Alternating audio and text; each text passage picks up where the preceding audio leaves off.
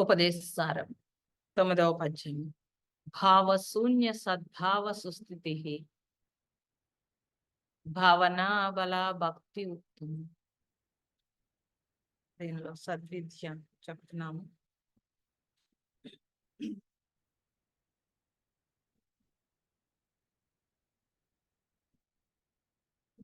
మనస్సుకి పెత్తనం ఇస్తే సర్వాన్ని భేదంగా చూపుతుంది. పేనుకి పెత్తనం ఇచ్చినట్లు ఈ విధంగా మనం జీవితంలో చాలా భాగాన్ని వృధా చేసుకున్నాం. ఇకపై మనస్సుని వశం చేసుకుని ఆత్మనిష్ఠులమై ఉందాము. మనస్సులోని చాంచల్యాన్ని వదిలివేసి కేవల సత్ నందు నిలిచి ఉండాలి. అది స్థిర సుఖమాసనం.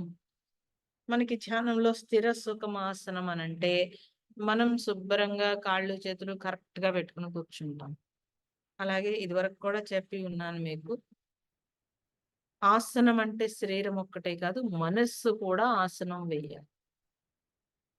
మనస్సు ఎలా ఆసనం వేస్తుందండి? అదేమన్నా తెలుస్తుందా అలాగా అని మీరు అనొచ్చు. అంటే చాలా బాగా తెలుస్తుంది, చాలా ఈజీ. ఎలా అంటే మనస్సు ఇప్పుడు ఆసనం వేశాను, నేను అసలు ఏ విధమైన ఆలోచన కానీ ఏమి చెయ్యను అని అనుకున్నప్పుడు, అది వెళ్తున్నప్పుడు జాగ్రత్తగా బ్యాక్ తీసుకురావచ్చు. ఎలా అయితే కాళ్ళు చేతులు కదుపుతూ ఉంటారు, కదుపుతున్నప్పుడు అలా కాదు, నేను కదపను అని మీరు స్థిరంగా కూర్చుంటే కాసేపైనా ఎలా అయితే ఉండగలుగుతారు. అది ప్రాక్టీస్. ఆ ప్రాక్టీస్‌తో ఎంతసేపు ప్రాక్టీస్ చేశారో అంతసేపు ఎలా అయితే ఉండగలుగుతారో, అలాగే మనస్సు కూడా స్థిర సుఖమాసనం. శరీరాన్ని స్థిర సుఖమాసనం వేసాం కానీ మనస్సుకి వేయం. మనస్సుతో ఎంతవరకు అవసరమో ఏం కావాలో అంతవరకే అది వాడాలి అని తెలియట్లేదు. శరీరం అలసిపోతే మీరు శుభ్రం పడుకుంటున్నారు, కానీ మనస్సు అలసిపోతుంది, మనస్సుకి ఇబ్బంది వస్తుంది అని అస్సలు ఒక్కసారి కూడా పట్టించుకోం కాబట్టి అది వేగం అవుతుంది. కాబట్టి మనస్సుని కూడా మీరు పట్టించుకోవలసి ఉంటుంది. నా శరీరం ఎలా అయితే నాకు ఇంపార్టెన్స్ అనుకుంటున్నారో మనస్సు కూడా ఇంపార్టెంట్. మరి మనస్సు కూడా ఇంపార్టెంట్ అన్నప్పుడు ఆ మనస్సుని మనం నడపాలి. ఇది ఫస్ట్ ఫండమెంటల్ రూలు. సాధనలో ఇది ఫండమెంటల్ రూల్. నా మనస్సుని నేను నడపాలి, ఎవరో నడపకూడదు. ఎవరో మీన్స్ ఎవరో ఏదో తెచ్చుకున్నారు, లేకపోతే ఎవరో ఏదో చెప్పారు, దాని మీదకి మనస్సు వెళ్ళిపోతుంది. అంటే మీ మనస్సుని వాళ్ళు లాక్కున్నారు. ఒక పార్టీకి వెళ్ళారు, అక్కడ ఎవరో ఏదో వేసుకున్నారు, లేకపోతే ఏదో మాట్లాడారు, వెంటనే మనకు కూడా అలాంటిది కావాలనిపించింది. అంటే మీ మనస్సుని అక్కడ వదిలేసి వచ్చేసారు. మనిషి వచ్చేసారు, మనస్సు అక్కడే ఉంది.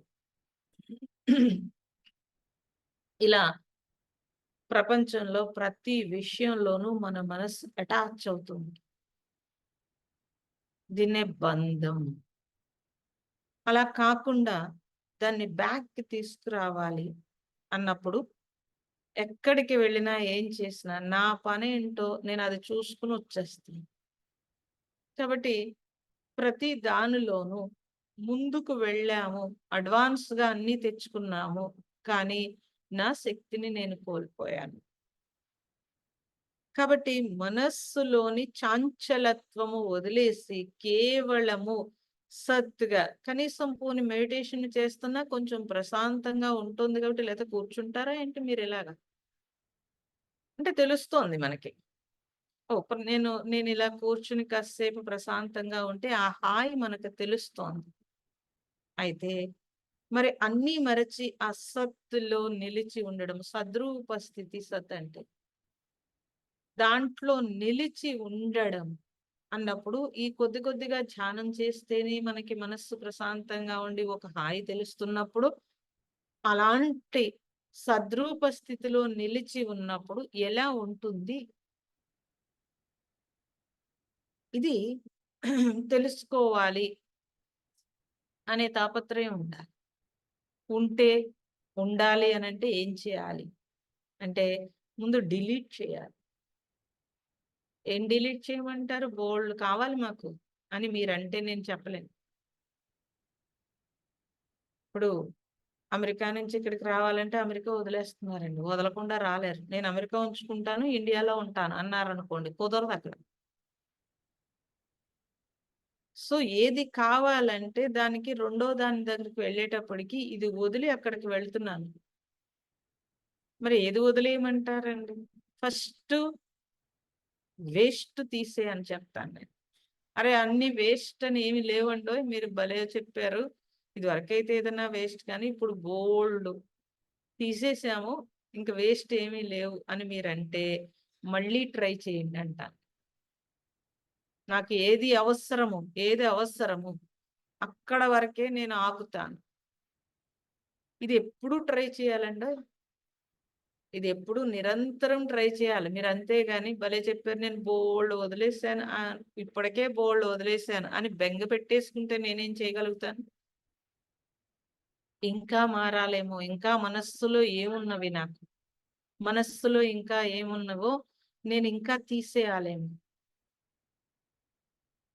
అని ట్రై చేయాల్సింది. ఎప్పటి వరకు? ఆ సత్, ఆ సత్‌లో నేను నిలిచి ఉండేంత వరకు. అది సద్విద్య.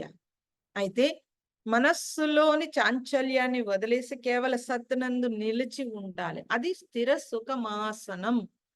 ఆసనాన్ని జాగ్రత్తగా అభ్యాసం చేస్తే మనస్సు కూడా ఏకాగ్రమవుతుంది. ఈ ఆసనం ధ్యానంలో కూర్చున్న తర్వాతే కాదండోయ్!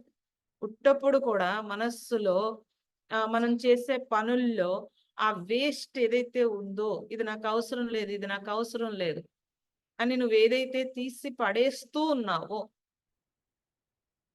ఆ ఉన్నది ఒక్కటే ఆ సత్ వైపుని నా జర్నీ అని నా జర్నీని నేను డిసైడ్ చేసుకోవాల్సుంది. కానీ మనం మన జర్నీని ప్రపంచం వైపు పరుగు పెట్టించేంత వరకు ఇన్నర్‌లో ఆ వేగం అలాగే ఉండిపోతుంది. మనస్సు ఆగదు. మరి మీరు భయం ఏంటంటే వదిలేయాలి అన్నది భయం ఏదైతే ఉందో అక్కడ స్టక్ అయ్యి ఉంటుంది మనసు. ఏది వదులుతామండి? ఆహారం తీసుకోవడం మానుతామా? ఆహారానికి సంపాదించుకోవడం మానుతామా? కానీ ఇంకా చాలా ఉన్నాయి మనకి. వ్యక్తి భావన. ఏ వ్యక్తి భావన? అంటే నా కోసం నేను జీవిస్తున్నానా? నా ఈ శరీరాన్ని ఏదైతే ఉందో ఇది పబ్లిక్‌లో 10 మంది దీన్ని మెచ్చుకోవాలని నేను ట్రై చేస్తున్నానా? అక్కడ దృష్టి పెడితే బోలెడు తగ్గుతాయి. సో ఎంతసేపు మరి ఎలాగండి రేపొద్దుట ఆ 10 మంది లేకపోతే నాకు జీవితం ఎలా గడుస్తుంది? పబ్లిక్ రిలేషన్ అనంటే పబ్లిక్ రిలేషన్ ఎప్పుడు వరకు అండి? నువ్వు చిన్న వయస్సులో నువ్వు అన్నీ నేర్చుకోవడానికి పబ్లిక్ రిలేషన్. నేర్చుకున్న దాన్ని విడుదల అవ్వకపోతే కనుక ఆ పబ్లిక్ లోపలుండిపోతుంది. మళ్ళీ ఆ పబ్లిక్ కోసం పుట్టేయాల్సి ఉంటుంది. మీకు ఈ విషయం సీక్రెట్ తెలియట్లేదు. ఏ పబ్లిక్ రిలేషన్ ఇక్కడుందో ఆ పబ్లిక్ కోసం మళ్ళీ పుట్టేయాల్సి ఉంటుంది. సో, భోంచేశారు. కంచం అవసరం. చక్కగా తినేశారు. దాన్ని పట్టుకెళ్ళి కడిగేసి అక్కడ పెట్టేశారు. అయిపోయింది. వస్త్రం కట్టుకున్నారు. సో, అయిపోయింది. ఈ డే అయిపోయింది. ఇంకెక్కువ రోజులు ఉంచుకుంటే కష్టం. మీకు కష్టం, చుట్టూ ఉన్న వాళ్ళకి కష్టం. తీసుకెళ్ళి వాష్ చేసి మడత పెట్టి అక్కడ పెట్టేశారు. మళ్ళీ అవసరమైనప్పుడు తీసుకుంటాం. అలా మనం అనుకుంటున్న భావజాలం ఏదైతే ఉందో, ఆ భావజాలంలో ఇరుక్కోకుండా ఈ జగత్తులో అంటే ఈ ప్రపంచంలో నా జీవితంలో నేను ప్రతీదీ కూడా ఏమంటారంటే జస్ట్ ఆ యాక్షన్ నుంచి రియాక్షన్ అక్కడితో అయిపోయింది. అంటే నటించమంటారా? అరే! ఆల్రెడీ బోలెడు నటిస్తున్నామండి. మనమేమన్నా లోపల అలా ఉందా ఏంటి? తిట్టుకుంటూ బోలెడు పనులు చేస్తున్నాము. ఏది ఇష్టం ఉంది మనకి? ఏది ఇష్టం ఉంది? ఏదైనా ఇష్టంతో కొన్నే ఉంటాయి. మిగతావన్నీ చేసుకుంటూ పోతూ ఉంటాయి. అప్పుడు నీకు అవసరం లేనివన్నీ బలవంతంగా మోసి ఒక బరువు తెచ్చుకునే కంటే, సో చెత్తని తీసేయాలి అని ఎందుకు తెలియట్లేదు? వికారంగా ఉందండి. ఆల్రెడీ తిన్నదేదో అరగలేదు. వికారంగా ఉంది. మళ్ళీ వేసేసారు మీరు. వేసేస్తే ఏమైంది? వామిట్ అవుతుంది. సో మనస్సులో అక్కర్లేని చెత్తంతా పోస్తే గజిబిజి అవుతుంది. ఏ ప్రశాంతత ఎక్కడి నుంచి వస్తుందండి? కాబట్టి శరీరం తెలియచేస్తోంది. ఇంకా ఎక్సెస్ అయింది వద్దు అని తెలియచేస్తుంది. మనస్సు కూడా తెలియచేస్తోంది. ఎలాగా? ఎక్సైట్‌మెంట్, యాంగ్జైటీ, రకరకాల ఎమోషనల్స్, ఆగలేని పరిస్థితి. నేను ఉండలేను అంటున్నారంటే ఎందుకు ఉండలేకపోతున్నాం? అంటే మనస్సుకి వికారం వచ్చిందింక అని గుర్తుపెట్టుకోండి. నేనే పండుగుర్తులు చెప్తాను ఇవన్నీ. ఇంక మనస్సుకి వికారం వచ్చింది. వామిట్ అయ్యే వరకు మళ్ళీ మళ్ళీ పొయ్యకూడదు దానికి. నరాలు తట్టుకోలేవండి బాబు. మొయ్యలేక. లేదా ప్లానింగ్ ఉండదు. ఓ పెట్టేసుకోవడం పొలోమని. అవన్నీ వదుల్చుకోవడానికి బోలెడు టైం పడుతుంది. వదల్చలేడు. నేనింత కష్టపడ్డాను కాబట్టి ఇది ఎలా వదిలేస్తానండి అంటాడు. మనం పెద్ద పెద్ద బిల్డింగులు కట్టుకుంటాం. అందులో చాలా కష్టపడుతూ ఉంటాం. అనిపిస్తూ ఉంటుంది. వద్దురా బాబు ఒక రూమ్ ఉండి, ఒక అటాచ్డ్ బాత్రూమ్ ఉంటే హాయిగా కృష్ణ, రామ అనుకుని గడిపేయొచ్చు అని అనిపిస్తూ ఉంటుంది. కానీ నువ్వు వదలగలుగుతావా? అంటే నేనలా మోస్తూనే భారం మోస్తూనే ఉండడానికి ఇష్టపడుతున్నాను కానీ, నా స్వేచ్ఛ కోసం ఎందుకు వదలలేకపోతున్నాను? అంటే 2 కారణాలు. ఒకటి ఉండలేనేమో, 2 జనులేమన్నా అనుకుంటారు. కావాలని నాకు తెలుసు. కానీ నేను ఆ డెసిషన్ తీసుకోవడం చాలా కష్టమండి. ఈ ఊగిసలాట. లోపల నుంచి ఆ అవేర్‌నెస్ రావాలి. ఆ బంధము అనేది రిలీజ్ చేసే అవేర్‌నెస్ రావాలి. అలా అయితేనే మనం ఊర్ధ్వముఖాన్ని ప్రయాణం చేసి ఈశ్వరుని చేరుకోగలుగుతాం. ఇక్కడే వదలలేను చచ్చిపోయాక వదులుతానంటారండి బాబు. చచ్చిపోయాక ఎలా వదులుతావండి? నువ్వు బ్రతికుండగా చేయలేని పని చనిపోయాక చేయగలుగుతావా? బ్రతికుండగా ఏదైతే పోగు చేసుకున్నావో దాన్ని మళ్ళీ ఫుల్‌ఫిల్ చేయడానికి రావాలి ఇక్కడికి. చాలా జనం చాలా దూరం వెళ్ళిపోయారు. చాలా కష్టంగా కూడా ఉంటుంది. ఎందుకండి కష్టం? నిమిషం ఏదైనా సరే. భగవాన్‌నడిగారు క్వెషన్. సాధన చాలా కష్టం కాదండి. ఆయన జెప్పాడు. ఏమనంటే, సాధన ఎంత కఠినమో అంత ఈజీ అన్నాడు. ఎందుకు కఠినం అనంటే, నీ లోపల దాన్ని పట్టు కూర్చుని బంధం అన్నప్పుడు అది కఠినం. నీ చేతుల్లో ఉంది. ఈ క్షణం నువ్వు వదలగలిగితే సాధన అంతకంటే ఈజీ లేదన్నాడు. ఏది వదలాలి? మనస్సులో స్థిరంగా గూడు కట్టుకున్న అనేకం ఏదైతే ఉందో నేనేమంటున్నానంటే అలా వదలలేరు కాబట్టి కనీసము ఇది నాకు అవసరమా? అని వదలడం. మరి అంటే మనిషి తన శక్తిని తాను మర్చిపోతున్నాడు కానీ, తన శక్తిని తాను ఎంతటి విలువైన శక్తి, అంతటి చైతన్యము ఈశ్వరుడు. ఈశ్వరుడు మనకిచ్చేసాడు. వజ్రం అంటాను నేను.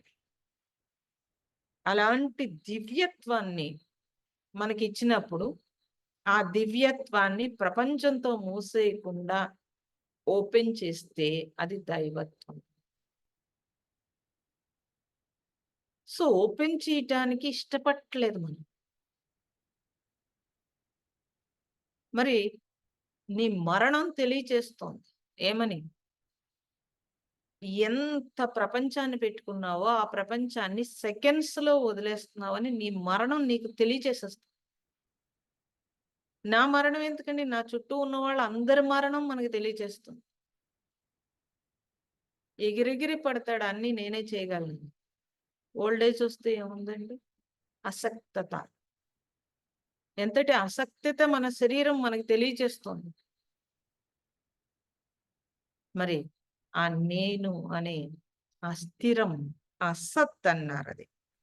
అది ఆసనం. ఆసనాన్ని జాగ్రత్తగా అభ్యాసం చేస్తే మనస్సు కూడా ఏకాగ్రమవుతుంది. అయితే నేను అందుకే చెప్తున్నాను, మీరు మిగతా విషయాల్లో చాలా వాటిల్లో పగలు పని చేస్తున్నప్పుడు కానీ, ఆఫీసులో కానీ, మనుషులతో మాట్లాడుతున్నప్పుడు కానీ, ఎక్కడైనా సరే ఆసక్తి, ఆరా లేకుండా ఇది నాకు అవసరం లేదు అని నేను డ్రాప్ చేయటం మొదలుపెడుతూ ఉంటే తప్పించి, ఆసనంలో కూర్చున్నప్పుడు తోస్తారు. తోస్తే సరిపోదండి. ఆసనం నుంచి లేవగానే మళ్ళీ లెగుస్తుంది మనస్సు. సో, కాబట్టి సాధన ఇంకొంచెం ముందుకి, ఇంకొంచెం ముందుకి వెళుతుందే తప్పించి ఆగదు. ఎప్పుడు ఆగుతుంది? ఆ సత్తులో నువ్వు విలీనమైన.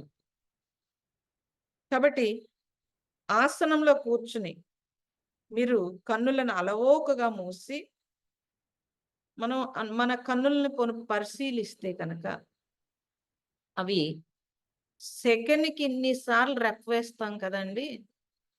ఎన్నో సార్లు రెప్ప వేయకుండా ఉండం మనం. కానీ మీరెప్పుడైతే ఆ కళ్ళు మూసి అలా ఉంచినప్పుడు ఇంకే అలవోకగా ఉంచినా సరే ఇంక రెప్పేమి లేదు. అంటే మీరు ఉంచగలిగారు. అలా ఏ ఇంద్రియమైనా సరే మీరు ఆపగలరు. ఇది మనం గుర్తుంచుకోవచ్చు. నేను చేయలేను అనేది లేదు. కాబట్టి ఈ కన్ను మీరు మీరు వెయ్యాలని వేయలేదు. ఆటోమేటిక్‌గా దాని డ్యూటీ అది. దాని డ్యూటీలో నాకనిపిస్తుంది అసలు ఈ కళ్ళు మూసుకోవడం లేకపోతే మనిషి ఇంకా భ్రష్టు పట్టేద్దుడనిపిస్తుంది. రెప్ప వేసినప్పుడు కొంత ఏకాగ్రత తగ్గిపోయింది. లేదంటే అలా చూస్తూ అన్నీ లోపల పెట్టేసుకుంటూ ఉంటాం. భగవంతుడు నిద్ర అనేది కొంత ఇచ్చి పాపం మనస్సుని చల్లబరిసి ప్రశాంతత చేస్తున్నాడు. లేకపోతే మనిషి ఏమైపోననిపిస్తుంది.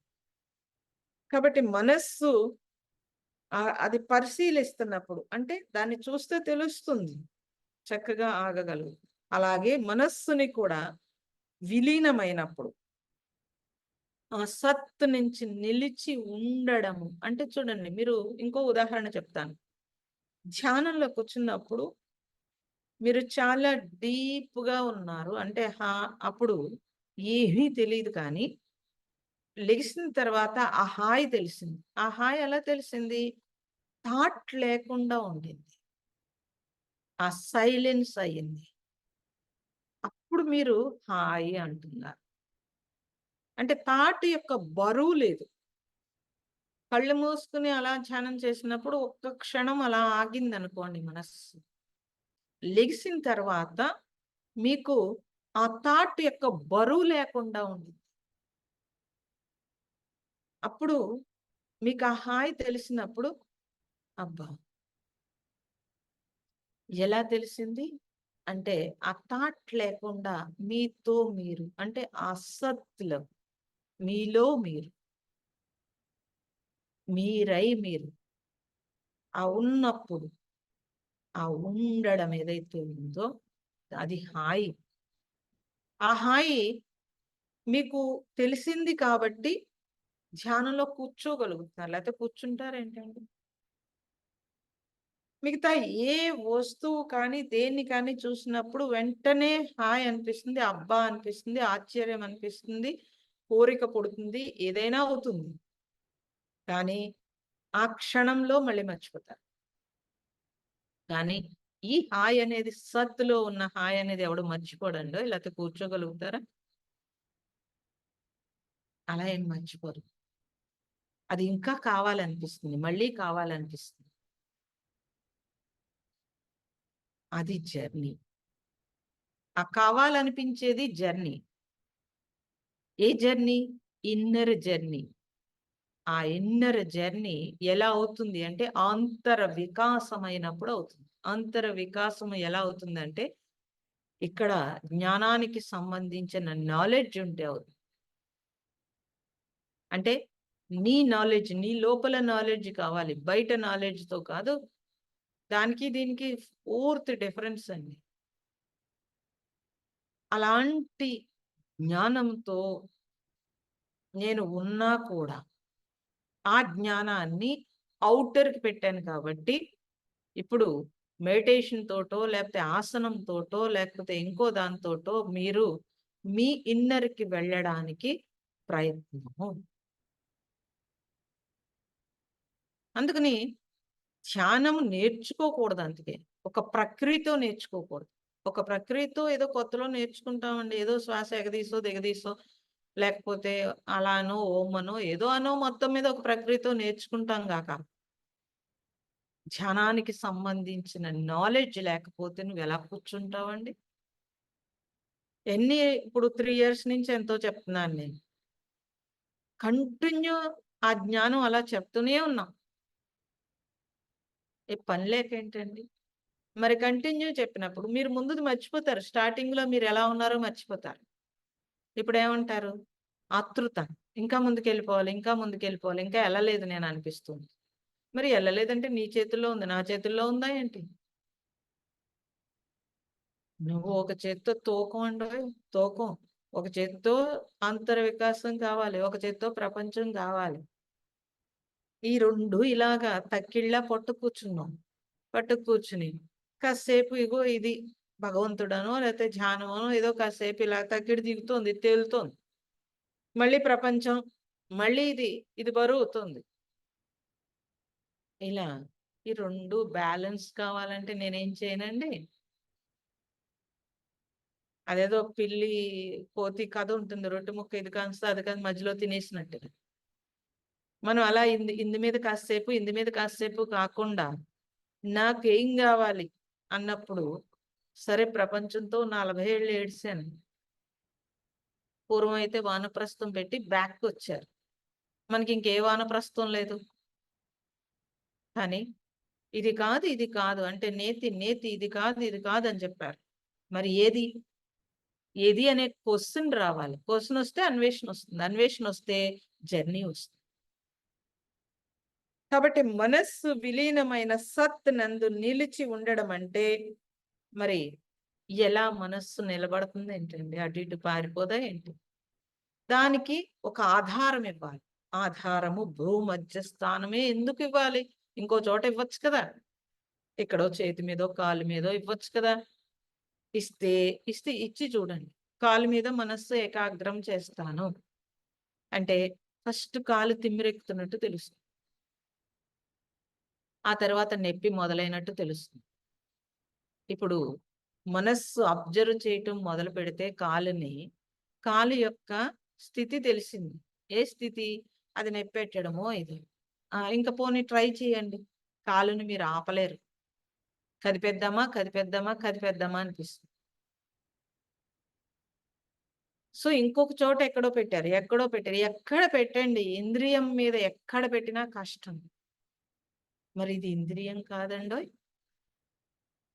మహాత్ములు ఎంత రీసెర్చ్ చేసి చెప్పారండి. మీరు నేను కనిపెట్టామా ఏంటి ఇక్కడ చూడాలని? మీరు నేను కనిపెట్టగలిగామా ఏంటి? ఎంత వాళ్ళు ఇన్నర్ జర్నీ చేసి ఎలా కనిపెట్టారండి? ఇది మన సంపద. అది మీరెలాగో వదిలేసారు. మీ వెనక జనరేషన్ పాపం. మనలాంటి వాళ్ళ కడుపున పుట్టారు కాబట్టి వాళ్ళకి దురదృష్టం. ఏమీ ఇంతరే నువ్వు పరుగు పెట్టక్కర్లేదురా! ఇంతటి శక్తి ఉంది. నీకేది కావాలంటే అది కాళ్ళ దగ్గరికొచ్చే శక్తి ఉంది నీకు.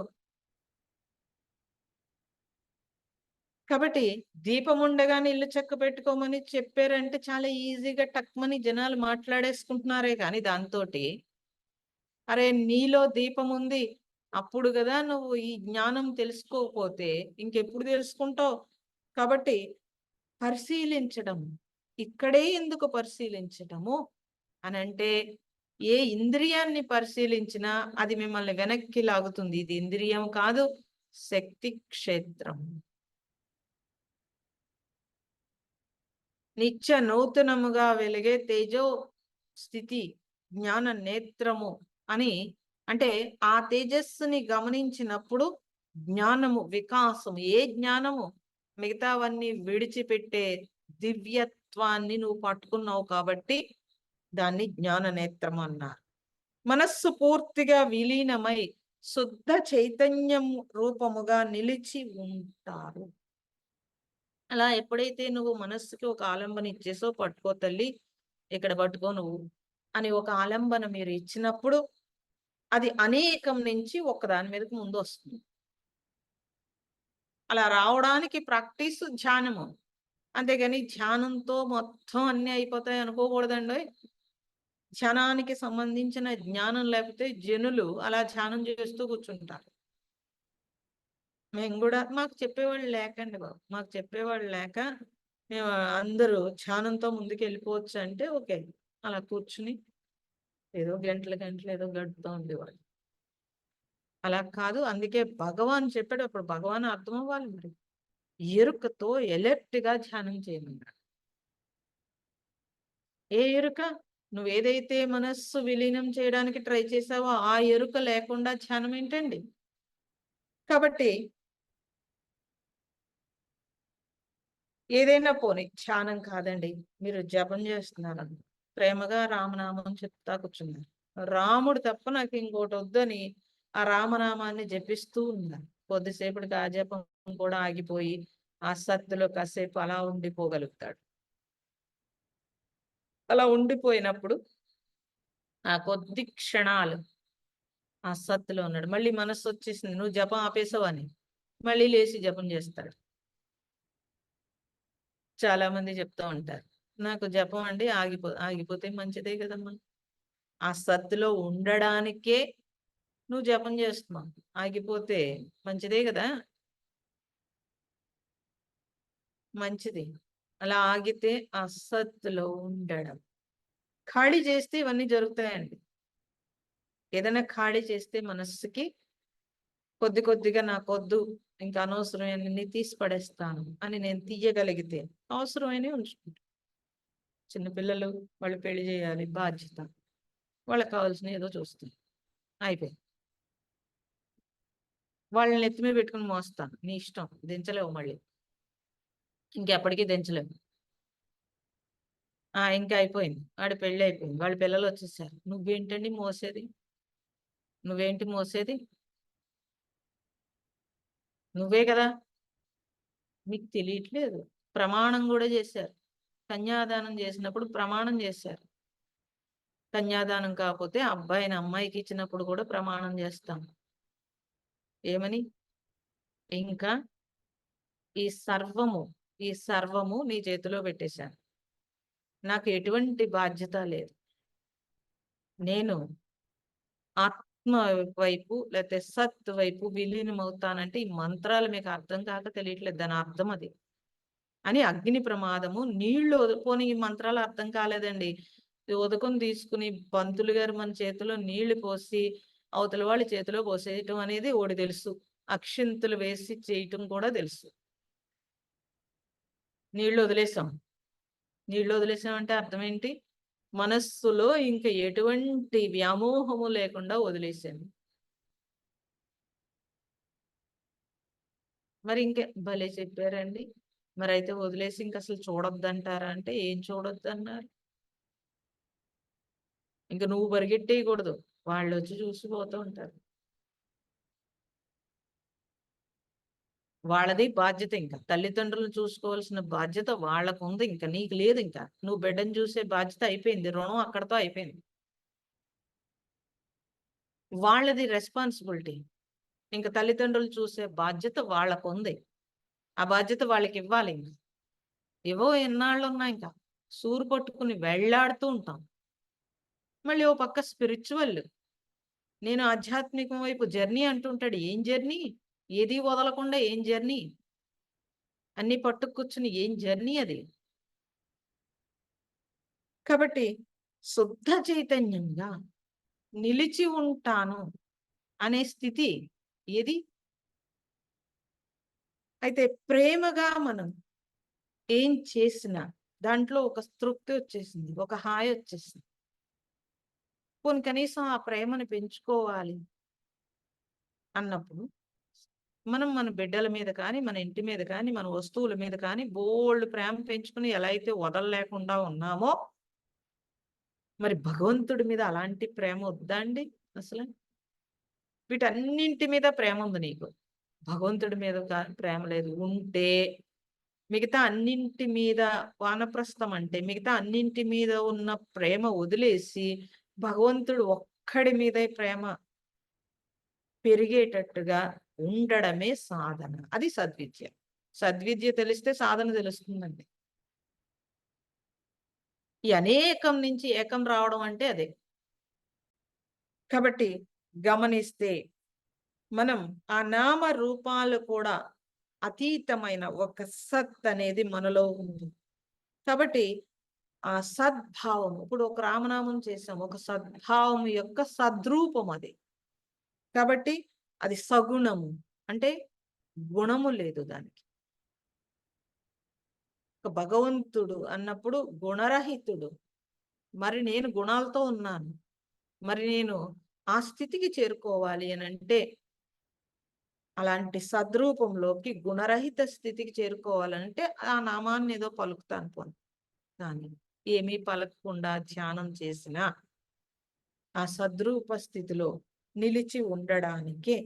కాబట్టి విలీనమైన స్థితి, ఆకారము, నామ రూపాలు అన్ని సద్భావంలో విలీనమైన స్థితి అది అద్వయ పరబ్రహ్మనే సూచిస్తోంది. అద్వయం అంటే ఏకత్వము. అనేకం నుంచి ఏకత్వం. అది అద్వయ పరబ్రహ్మనే శేషిస్తుంది. అందుకే శిష్యతే శేష సంజ్ఞః. ఇది సర్వోత్తమైన భక్తి. అంటే శిష్యత్వము అంటే సరెండరెన్స్, శరణాగతి. శరణాగతి అన్నప్పుడు నా నా ప్రమేయం ఏమి లేదు ఇంకా. కాదండి గురువుగారు తిట్టారు, అలా తిట్టారు, అలిగాడు, కోపం వచ్చింది, బుస్మని లేచింది అని అంటే నువ్వేం శిష్యుడివి? అంటే శిష్యతే శేషః. అంటే శిష్యుడి కింద ఉండడం అనంటే సామాన్యమైన విషయం ఏం కాదండి. మనస్సుని ఆ గురువు యొక్క పాదాలకి సమర్పించటం. అది సర్వసమర్పణ అన్నారు. ఇంక నేను ఉండకూడదు. నేను మీన్స్ నన్ను, నాది, నాకు ఆ సరెండరెన్స్ లేని శిష్యుడు ఎవరైతే ఉంటారో అటువంటి నిజమైన శిష్యుడే భగవంతుడిని చేరుకోగలుగుతాడంట. మరి ఎవరికండి శిష్యత్వము? అంటే ముందు గురువుకి. ఎందుకు గురువుకి శిష్యత్వము? నీకు ఆ జ్ఞానాన్ని ఇస్తున్నాడు మరి నువ్వు కృతజ్ఞతగా అసలు ఏం చేయగలుగుతావు వాళ్ళకి? నువ్వేం చేయలేవు ఆ కృతజ్ఞతకి. ఏం చేయలేవు కాబట్టి సరెండర్ అవుతావు. ఆ సరెండరెన్స్ పెరిగితే భగవంతుడు కూడా సరెండర్ అవుతాడు. ఇక్కడే అహంకారం లేచిపోయింది అనుకోండి. ఇంకేం వెళ్తాడు ముందుకి? ఇంకేం వెళ్ళగలుగుతాడు? కాబట్టి ఎవరైనా సరే అందుకే ఒక గురువు పాదాలు పట్టుకోమని చెప్పారు. ఒకవేళ పట్టుకోవడానికి ట్రై చేశాడు. ఈలోగా మనస్సు లెగిసింది. లెగిస్తే దాన్ని మనం కంట్రోల్ చేసుకోలేక పక్క వాళ్ళకి చెప్తా ఉంటాం. చెప్తే పక్కవాడు దానికి సపోర్ట్ చేశాడనుకోండి. అసలు శిష్యుడికి పాపం లేదు. గురువుని పక్కన పెట్టే పాపం వాళ్ళకొచ్చిందంట. ఎందుకు అనంటే ఆ మనస్సు లెగిసింది. మనం దాన్ని ఎలా అయినా నెమ్మదించేటట్టు చేయగలగాలి తప్పించి ఇంకొంచెం ఆజ్యం పోస్తుంది. నాకు కూడా అలాగే అనిపించింది అన్నారనుకోండి. నువ్వు ఆజ్యం పోస్తావు. అలా మనకి లోకంలో బోలెడు మంది వాళ్ళ భర్తతో బోలెడు చెప్తా ఉంటారు. భార్యాభర్తలిద్దరు గొడవ అయిందనుకో. భర్తతో పక్కోళ్ళతో చెప్తుంది. చెప్తే 2 రకాల మనుషులుంటారు. ఒకటి వాళ్ళని గిల్లేవాళ్ళు. ఒకళ్ళు వాళ్ళని తుంచేవాళ్ళు. గిల్లేవాళ్ళు ఎలా ఉంటారంటే వాళ్ళు పాపం బాధతో మా ఆయన సరిగ్గా చూడట్లేదండి అంటే, మా ఆయన మాత్రం చాలా బాగా చూస్తాడండి బాబు, చాలా మంచి ఆయన. అలా మాత్రం లేడండి అన్నారనమాట. వాళ్ళని గిల్లినట్టు లెక్క. లేదు. అలా ఎందుకండి? అలా ఎవరైనా చేస్తారా? మరీ దారుణం కాకపోతే మీరు గాబట్టి పడతన్నారు అన్నాడనుకోండి. బయటకొచ్చేయమని లెక్క. రెండూ చేయకూడదండి. రెండూ చేయకూడదు. రెండూ చేసి మనం పాపం మూటగట్టు. ఏదైనా మనం సాయం చేయగలిగితే ఆ మనస్సు ఊరట కోసం మాట కాదు ఏదైనా సాయం చేయాలి.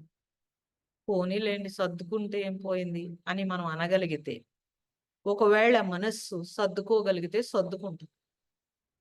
సర్దుకోలేకపోతే మీరు నేనే చెప్తే ఆగుతారేంటి? అలా చెప్పం మనం. నువ్వు సర్దుకోండి పోనీ అని చెప్పగలుగుతామా ఏంటి?